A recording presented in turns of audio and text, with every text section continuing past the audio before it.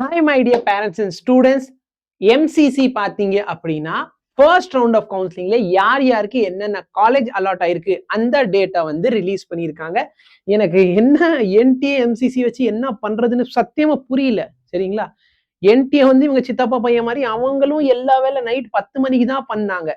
இப்ப எம்சிசி அதே தான் பண்றாங்க. இந்த எம்சிசில நான் ரெண்டு விஷயம் இந்த டைம் கவனிச்சேன். வேணும்னு டேட்டை தள்ளி வச்சுட்டு அதுக்கு ஒரு நாள் முன்னாடியே கொடுத்தா என்னமோ நல்லவங்க பேர் வாங்கிக்கலாம் அப்படிங்கிற எண்ணத்துல இருக்காங்களான்னு தெரியல. ஓகேங்களா? சேம் விஷயம் என்டியும் பண்ணா. நான் வந்து 11ஆம் தேதி கொடுப்பேன் அப்படின்னு சொல்லிட்டு 10ஆம் தேதி ஒரு விஷயத்தை ரிலீஸ் பண்ணி விட்டுருவான். எல்லாருக்கும் நடுவில் ஒரு பேனிக் சிச்சுவேஷனை கிரியேட் பண்ணி ஆகணும். எம்சிசி கொஞ்ச நாளைக்கு முன்னாடி என்ன சொன்னாங்க, நாங்க வந்து சரிங்களா, ஃபர்ஸ்ட் நோட்டிபிகேஷன் என்ன இருந்துச்சு, 6ஆம் தேதி வந்து சாய்ஸ் லாக்கிங் ஓபன் பண்ணுவோம். 6ஆம் தேதி பண்ண முடியாது அப்படின்னு சொல்லிட்டு என்ன சொன்னா 8ஆம் தேதி ஓபன் பண்றோம்னு சொல்லிட்டு திடீர்னு பார்த்தா 7ஆம் தேதி ஓபன் பண்ணிட்டோம். அதாவது நல்லவங்கன்னு பேர் வாங்குறாங்கன்னு எனக்கு புரியல. இப்பயும் ரிசல்ட் வந்து ஃபர்ஸ்ட் வந்து ரிசல்ட் வந்து 19 வந்திருக்க வேண்டியது. லேட் ஆனதுனால என்ன சொன்னாங்கன்னா 21ஆம் தேதி ரிசல்ட் வரும். அப்ப 21ஆம் தேதி விட்டுருக்கணும். 20ஆம் தேதி விட்டுட்டாங்க. ஸோ சீக்கிரமா கொடுத்து நல்லவங்கன்னு பேர் வாங்குறாங்களா இல்லையான்னு எனக்கு தெரியல. ஏன்னா ஆக்சுவலா இருக்கிற டேட்டை வந்து ஃபர்ஸ்ட் போஸ்ட்பான் பண்றாங்க. அதுக்கு முன்னாடியே வந்து ரிசல்ட் வந்து விட்டுட்டு நாங்க தாங்க ரொம்ப நல்லவங்கன்னு ப்ரூவ் பண்றாங்களான்னு தெரியல. சரியா? இப்போதைக்கு நம்மளுக்கு அது தேவையில்லாத வேலை. ஓகே. ஸோ இதுல பாத்தீங்க அப்படின்னா ஸ்டூடெண்டோட பேர் எதுவுமே மென்ஷன் பண்ணாம rank number 1. So rank number 1ல இருக்கிறவங்களோட மார்க்கும் எதுவுமே டிஸ்க்ளோஸே பண்ணல. ஸோ ரேங்க் 1க்கு எய்ம்ஸ் டெல்லி கிடைச்சிருக்குது. சரிங்களா?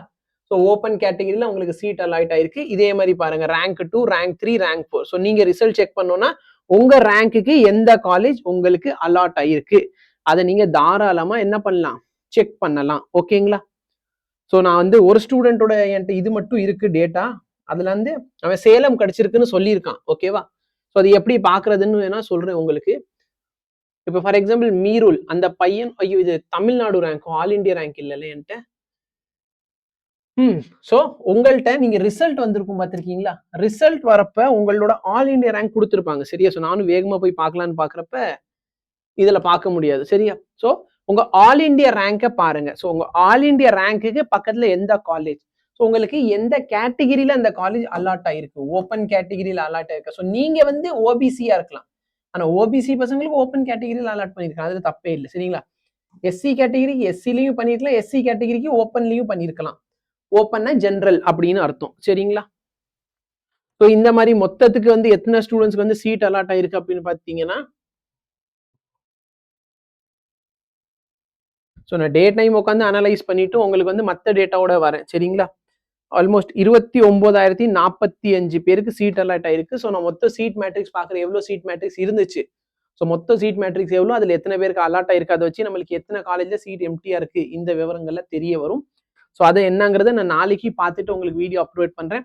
அதே மாதிரி ஆல் இண்டியா கோட்டால நம்ம கொடுத்த எல்லா சீட்ஸுமே அலாட் ஆயிருச்சா இல்லை ஏதாச்சும் சீட் வேகண்டா இருக்கா ரவுண்ட் 2க்காக. ஓகே. ஏன்னா ஒரு சில நார்த் இந்தியா பசங்களுக்குலாம் நம்ம தமிழ்நாட்டில் இருக்க ஒரு சில ஜிஎம்சி தெரியாம இருக்கும். சரிங்களா? ஸோ அந்த மாதிரி சீட் எம்டியா இருக்கா இல்லையாங்கிறது நான் உங்களுக்கு பார்த்துட்டு அந்த விவரம் சொல்றேன்.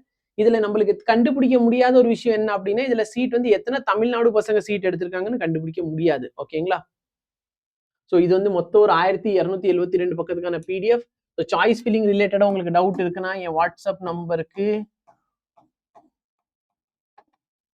மெசேஜ் பண்ணுங்க. நான் உங்களுக்கு சாய்ஸ் ஃபில்லிங்க்கு ஹெல்ப் பண்றேன். கவுன்சிலிங் ரிலேட்டட் டவுட் இருந்தாலும் சொல்லுங்க, நான் ஹெல்ப் பண்றேன். சரிங்களா? ஸோ கட் ஆஃப் தமிழ்நாடுல எவ்வளோ கட் ஆஃப் போகும் அப்படிங்கிறது பார்த்து நான் உங்களுக்கு சொல்றேன்.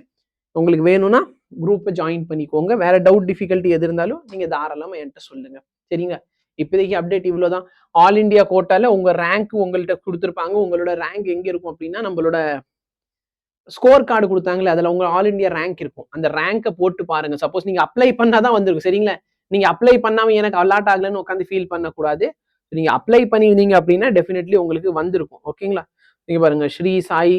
ஸோ இதெல்லாம் பார்த்தீங்கன்னா self finance management seat deemed யூனிவர்சிட்டின்னு சொல்லுவோம்ல, அங்கே அலாட் ஆயிருக்கும். ஸோ ஸ்ரீ சாயிலாம் நிறைய பேர் கீழே வந்து ஃபுல்லா தமிழ்நாடு தான். கரெக்டுங்களா? பாருங்க சென்னை, வில்லுப்புரம், அம்மைப்பேட், சென்னை தான் எல்லாம். ஸோ இந்த காலேஜ்ல ஃபைனலா சீட் வந்து ஃபில் ஆயிருக்கு. ஸோ ஃபர்ஸ்ட் ரவுண்ட்ல இந்த கட் ஆஃப் வரைக்கும் போயிருக்கு. நம்மளுக்கு இந்த டேட்டா தேவையில்லை. ஸோ தமிழ்நாடுல இருக்கிற ஜிஎம்சி எவ்வளோ ரேங்க் வரைக்கும் முடிஞ்சிருக்கு அந்த மாதிரி டேட்டாஸ் எல்லாம் உங்களுக்காக நான் பார்த்துட்டு நாளைக்கு ஒரு வீடியோ அப்லோட் பண்றேன். உங்களுக்கு அந்த வீடியோ வேணா சொல்லுங்க கமெண்ட் செக்ஷன்ல. நான் டெஃபினெட்லி நாளைக்கு அந்த வீடியோ உங்களுக்கு கொடுக்குறேன். சரிங்களா? ஏன்னா அது ரொம்ப யோசிச்சு பாருங்க, 1200 பேஜ்ல உட்காந்து தேடணும் எந்தெந்த காலேஜ்ல சீட் அலாட் ஆயிருக்கு. அந்த சீட்ல வந்து எந்த ரேங்க்ல முடிஞ்சிருக்கு, ஓகேங்களா? ஸோ அந்த டேட்டா உங்களுக்கு யூஸ்ஃபுல்லாக இருந்துச்சுன்னா டெஃபினெட்லி நீங்கள் செகண்ட் ரவுண்ட் ஆல் இந்தியா கோட்டால கூட நம்ம ஒரு ஜிஎம்சி எடுக்க வாய்ப்பு இருக்கும். ஸோ அதை பார்த்து உங்களுக்கு நான் சொல்கிறேன். என்ன மற்றபடி உங்களுக்கு வேறு டவுட் டிஃபிகல்ட்டி எது இருந்தாலும் தாராளமாக கேளுங்க. Thank you so much. Have a nice day.